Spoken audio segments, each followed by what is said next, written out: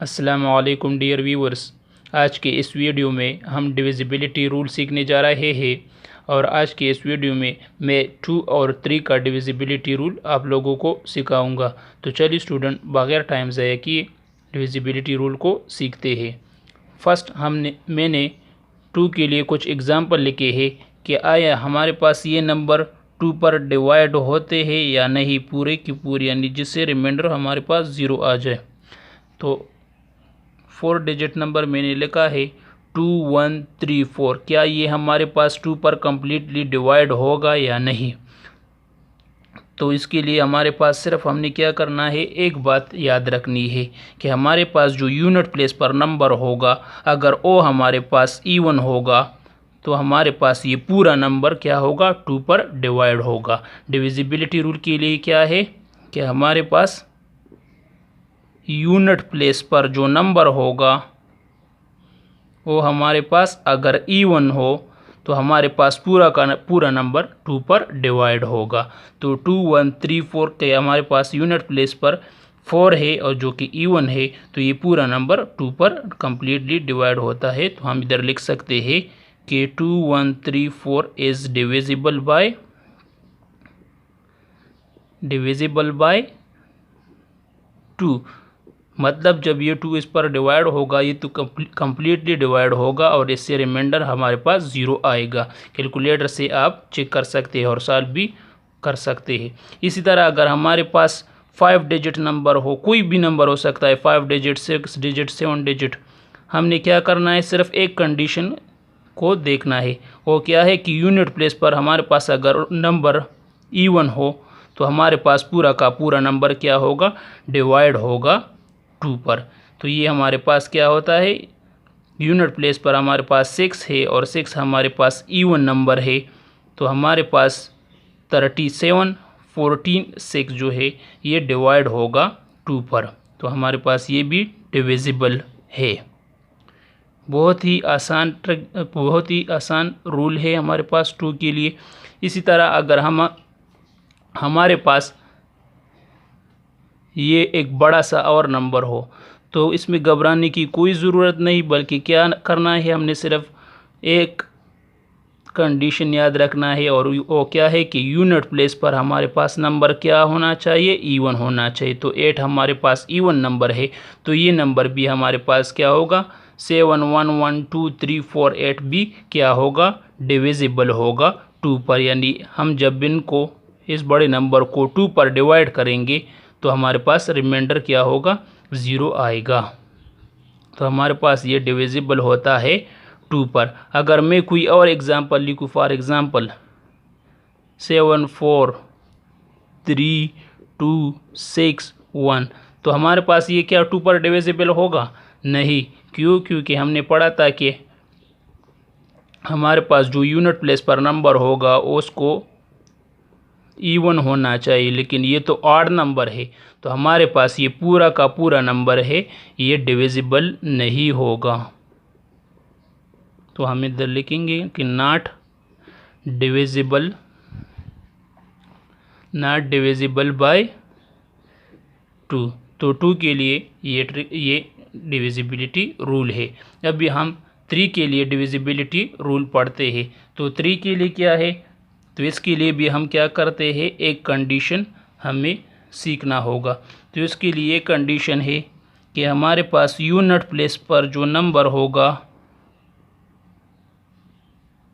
Unit place पर नहीं, इसके लिए हमारे पास क्या है कि जितने भी नंबर है इन सब को हम ऐड करेंगे और अगर वो 3 पर डिवाइड होंगे तो हमारे पास ये पूरा का पूरा नंबर क्या होगा, डिवाइड होगा। यानी क्या है, मेरे पास फर्स्ट नंबर क्या है, फर्स्ट एग्जांपल में कौन सा नंबर हमारे पास गिवन है, 2981।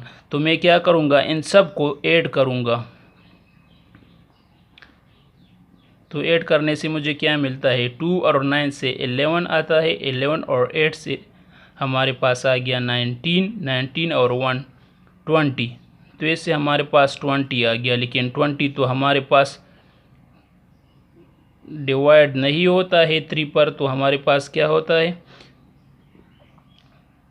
तो 2981 हमारे पास क्या होगा, इज़ नॉट डिविजिबल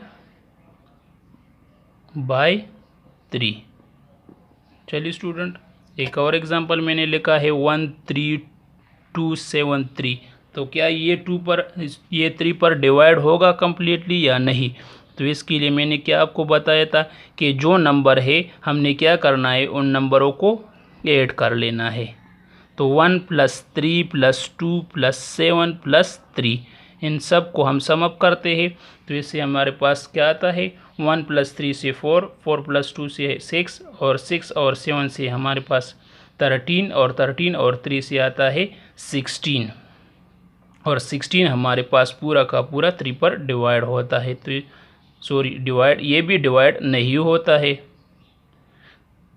3 भी हमारे पास 16 पर कम्प्लीटली डिवाइड नहीं होता है। तो हमारे पास जो नंबर है 13273 ये हमारे पास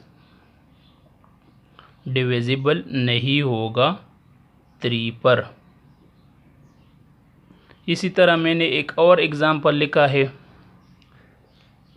इसको देखते हैं कि क्या ये डिवाइड होता है या नहीं 3 पर कम्प्लीटली। तो हम क्या करते हैं, इन नंबरों को ऐड करना है, सिंपल, ना कि हमें लॉन्ग डिवीजन इस्तेमाल करना पड़ेगा। तो हम इनको सम अप करते हैं। तो 7 और 4 से 11, 11 और 1 12, 12 और 2 हमारे पास 14 और 14 और 6 से आता है हमारे पास 20 और 29। तो इसी तरह ये भी हमारे पास क्या होगा, कम्प्लीटली डिवाइड नहीं होता है 3 पर। तो 7 4 1 2 6 भी डिवाइड नहीं होगा 3 पर।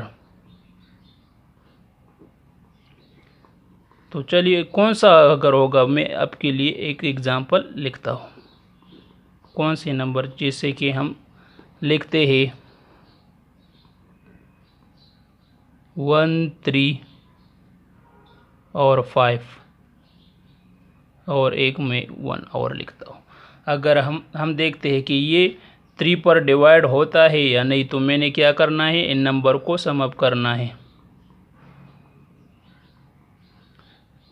तो इससे मेरे पास क्या रिज़ल्ट आता है, 1 + 3 से आता है 4, 4 और 5 से 9 और 1। सॉरी, यहाँ पर एक और नंबर भी लिखते हैं ताकि कोई डिविजिबल नंबर हमारे पास आ जाए। तो मैं 9 के साथ 10 और 2 तो 12 आ गया। तो 1 3 से 4, 4 और 5 से 9, 9 और 1 10 और 2 12, ऐसे 12 आता है जो कि कम्प्लीटली डिवाइड होता है 3 पर। तो हमारे पास ये नंबर क्या होगा, कम्प्लीटली डिवाइड होगा 3 पर। तो ये हम लिखते हैं इधर कि ये डिविजिबल होगा 3 पर। इस तरह एक और एग्जांपल लिखते हैं जो कम्प्लीटली डिवाइड होते हैं।